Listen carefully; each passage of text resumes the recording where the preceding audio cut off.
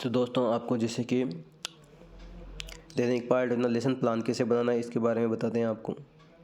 तो जहाँ से आपका फ्रंट पेज होता है, आपका जो महाविद्यालय है उससे रिलेटेड महाविद्यालय का नाम, बुक का नाम जिसे आप बना रहे हो, क्लास कौन सी है, सब्जेक्ट, पब्लिकेशन जैसे आपकी जो बुक है उसका संदर्भ लिखना है आपको, कौन से ईयर में हुई, ऑथर कौन है जिससे उसने लिखा गया, उसका जो भी प्रकाशन है। सॉरी दोस्तों, आज मेरी थोड़ी तबीयत ख़राब है। सबमिटेड बाय जो आप जिसको आप दे रहे हो, जैसे आपका नाम, आपके रोल नंबर, क्लास कौन सी है, BEd first year second year या सेमेस्टर वाइज जैसे भी आपके है, चेंज ऑफ मॉनिटरिंग जैसे हमारे एसोसिएशन के सर हैं या फिर आपकी जो भी विभाग अध्यक्ष हैं उनके नाम पे।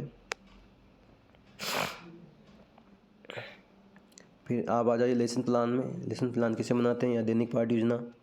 तो पहले आपको लिखनी है कक्षा, आपका सब्जेक्ट, विषय जो भी आप पढ़ाना है, फिर दिनांक, कालांश कौन सा, अवधि कितने टाइम की, मैक्सिमम मान लो जैसे 30 मिनट की होती है, 30 से 35 मिनट के अंदर अपनी जो भी स्किल होती है माइक्रो टीचिंग में वो सब यूज होती है। तो जैसे आपको अभी प्रश्न कौशल हो गया, प्रस्तावना कौशल हो गया, व्याख्या कौशल हो गई, तो इनकी जो भी स्किल बताई गई है वो सब आधे घंटे में या 35 मिनट में यूज में लेना है आपको एक साथ। तो आपको मिनिमम 30 मिनट या 25 मिनट तो पढ़ाना ही है क्लास में। जैसे आपने प्रकरण ले लिया अभी गोले का क्षेत्रफल और आयतन, तो आपकी फाइल जैसे बनेगी तो देखिए पहले प्रकरण लिखना है, फिर उसके बाद विषय वस्तु विश्लेषण या फिर आप ब्लैक बोर्ड जो छोटा होता है अपने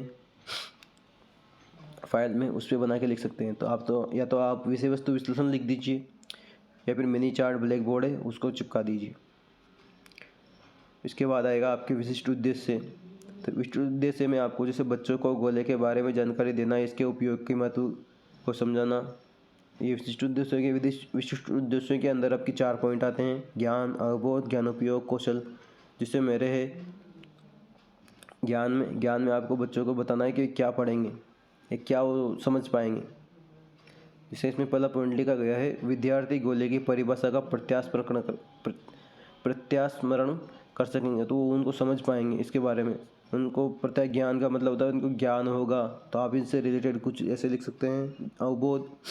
अवबोध में आपको संबंध स्थापित करने हैं। जैसे अपने कोरोना ले लिया है तो उसके उपचार और कारण, बचाव, इनमें संबंध स्थापित करना है तो बच्चे समझ पाएंगे। वैसे ही इसमें देख लीजिए आप, विद्यार्थी गोले का आकार को स्पष्ट कर सकेंगे, सूत्र स्पष्ट कर सकेंगे, आयतन का सूत्र स्पष्ट कर सकेंगे।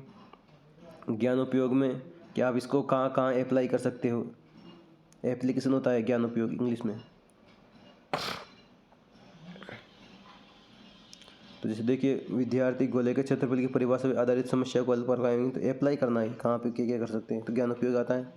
कौशल में आप इनको कैसे करेंगे समझेंगे। जैसे कि विद्यार्थी गोले के क्षेत्रफल पर आधारित समस्या को चित्र बनाकर समझकर शुद्धता और शीघ्रता से हल कर पाएंगे, तो आपको स्किल होती है कौशल। फिर इसके बाद आता है आपके विशिष्ट बिंदु के बाद में सहायक सामग्री। तो आप सहायक सामग्री में क्या क्या यूज ले रहे हैं, जैसे चार्ट प्रस्तुत कर विद्यार्थी को समझाने का प्रयास किया जाएगा। शिक्षण विधि प्रदर्शन, व्याख्यान विधि, प्रयोग विधि। तो आप एक तो बोल के समझाएंगे, एक प्रयोग करके समझाएंगे, एग्जाम्पल देके। विद्यार्थी के चिंतन एवं विचार की शक्ति का विकास होगा, विद्यार्थी के माध्यम से समझने की शक्ति का विकास होगा, विद्यार्थी चिंतन के माध्यम से व्याख्या कर सकेंगे। प्रविधि होती है प्रश्नोत्तर विधि, जैसे कि विद्यार्थी गोले के क्षेत्रफल पर प्रश्नोत्तर कर सकेंगे, तो उन्हें प्रश्न करने का ज्ञान होगा। फिर नेक्स्ट देखिए आपकी शिक्षण अधिगम सामग्री। जैसे आपके चार्ट ले जाते हैं तो वो चार्ट शीट, रोलर बोर्ड, तो वही होता है वाइट बोर्ड। जो भी आपके ब्लैक बोर्ड होता है, वाइट बोर्ड होता है, तो रोलर बोर्ड उसे ही बोलते हैं जो आप चार्ट बना के ले जाओगे बोर्ड पर। वर्कशीट में जैसे पहला, दूसरी, तीसरी, तो आपको उसका क्षेत्रफल बताना है, आयतन बताना है, वक्रपीठीय क्षेत्रफल, कुछ भी जो भी बताना है। फिर देखिए शिक्षण सामग्री के बाद में आता है पूर्व ज्ञान। अपने यहाँ से जो स्किल्स में आते हैं वो शुरू हो जाता है। तो पूर्व ज्ञान, विद्यार्थी को सामान्य ज्यामितीय आकृति की जानकारी है, तो आपकी जो टॉपिक है जैसे देखिए क्षेत्रफल और आयतन, तो इसमें भी आकृति होती है, घन घना, बैलेंस को, जिसका भी अपन आकृति निकालते हैं, क्षेत्रफल या आयतन। तो उनके बारे में बताया गया। विद्यार्थी को सामान्य आकृति या ज्यामितीय आकृति की जानकारी है। पूर्व ज्ञान जो बच्चों को कहते हैं पहले से, ताकि वो अपना जवाब दे सकें। प्रस्तावना में अपन को जैसे पहले बताया था प्रस्तावना कौशल में, तो वैसे ही अपन को प्रकरण लाना है। अध्यापक विद्यार्थियों के दैनिक जीवन में उदाहरण करते हुए पाठ के वातावरण के निर्माण कर सकेंगे। तो ऐसा अपन को वातावरण निर्माण करना है कि अपन को अपना प्रकरण ला सके बच्चे, या फिर अपन को बताना फिर उन पर लाके। तो वैसे इसमें निम्नलिखित प्रश्न निम्न प्रकार हैं। तो जैसे अपने प्रस्तावना कौशल में आता है, जैसे आपको आयतन के बारे में बताना है या फिर कोई भी अपने जो लाना है, जैसे गोले का मान लो मैंने ला रखा है इसमें।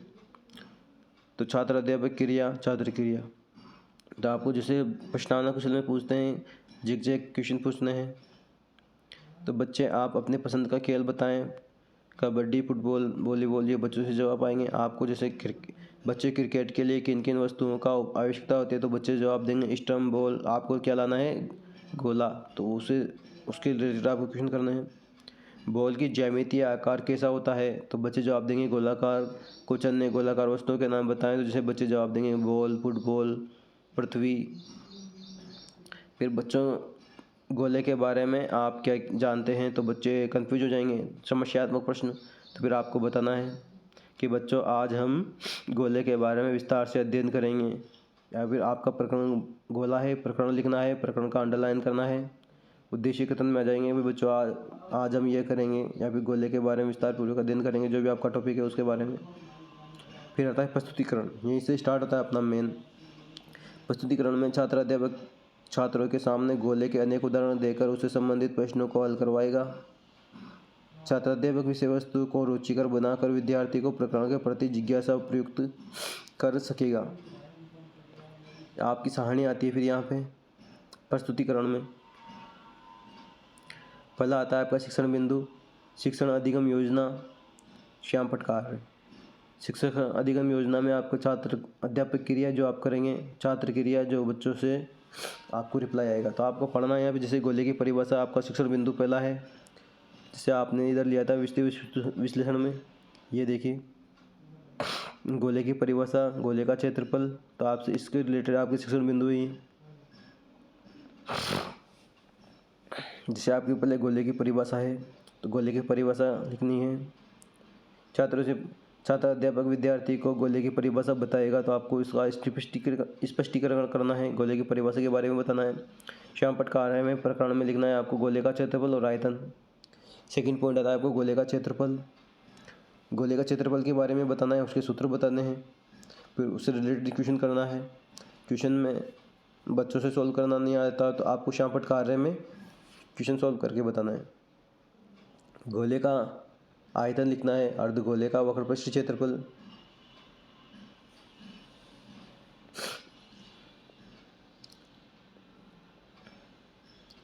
श्याम पटकार रेखा ध्यान रखें।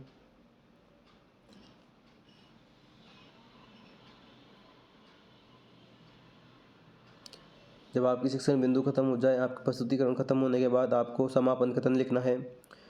विद्यार्थियों, आज हमने गोले का क्षेत्रफल और आयतन तथा अर्धगोले का क्षेत्रफल और आयतन के बारे में अध्ययन किया। तो श्याम पटकारे के बाद में समापन कथन लिखना है। फिर मूल्यांकन प्रश्न होते हैं आपके। मूल्यांकन प्रश्न में आपके जैसे पहला होता है वस्तुनिष्ठ ऑब्जेक्टिव प्रश्न,